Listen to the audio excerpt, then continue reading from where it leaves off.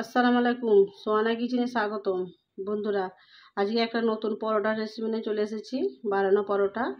দেখো বন্ধুরা, আমি এখানে ময়দা কিছুটা ছেনে নিয়েছি। বন্ধুরা, ময়দাটা আমি নুন আর ঠান্ডা পানি দিয়ে ছেনে নিয়েছি বন্ধুরা। ঠিক আছে, এখানে লেচি কেটে নিয়েছি।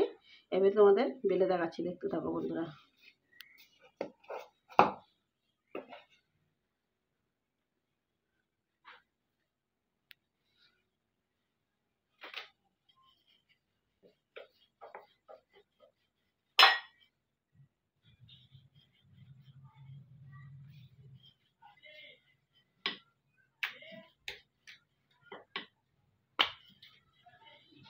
এভাবে বেশি বড় করতে হবে না, বেশি পাতলাও না, মিডিয়াম সাইজের বেলবে।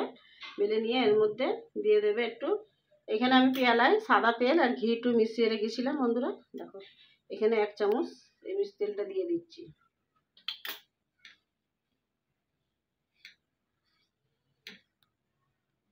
দিয়ে দিচ্ছি এর মধ্যে শুকনো ময়দা।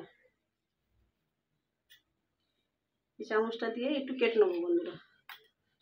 এভাবে ভালো করে গোল করে ফোল্ড করে গুটিয়ে নিতে হবে।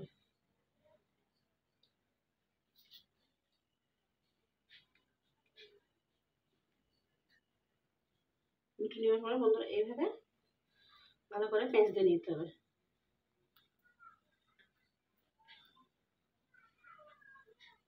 এভাবে সবগুলো একসঙ্গে করে নেবো বন্ধুরা।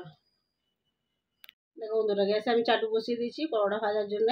এবার একটা পরোটা তোমাদের বেলে দেখা। দেখো বন্ধুরা, এভাবে হালকা হাতে, বেশি চাপ দেবে না, চাপ দিলে লেয়ারটা নষ্ট হয়ে যাবে। হালকা হাতে মাঝারি সাইজ করে নেবে এটা। দেখো বন্ধুরা, বেশি পাতলাও না, বেশি মোটাও না, এইভাবে বানাবে বন্ধুরা। ঠিক আছে,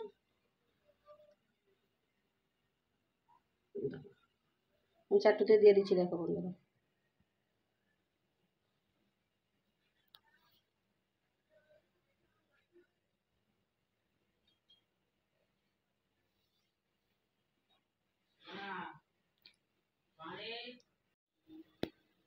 দেখো বন্ধুরা, এরকম হালকাভাবে সাদা থাকবে তো, একটু একভাবে উল্টে 1 পিঠ 2 পিঠ উল্টে নিলে, দেখো বন্ধুরা, একটু চাপ দিলে রুটিটা ফুলতে থাকবে।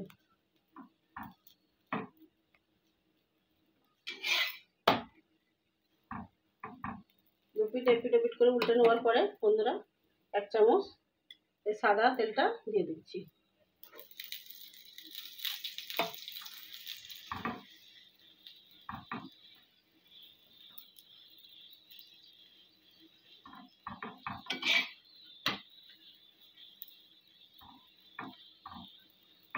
দেখো বন্ধুরা, কত সুন্দর ফুলেছে রুটিটা।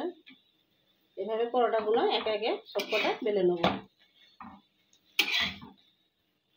দেখতে থাকো বন্ধুরা, সাথে থাকো ভিডিও।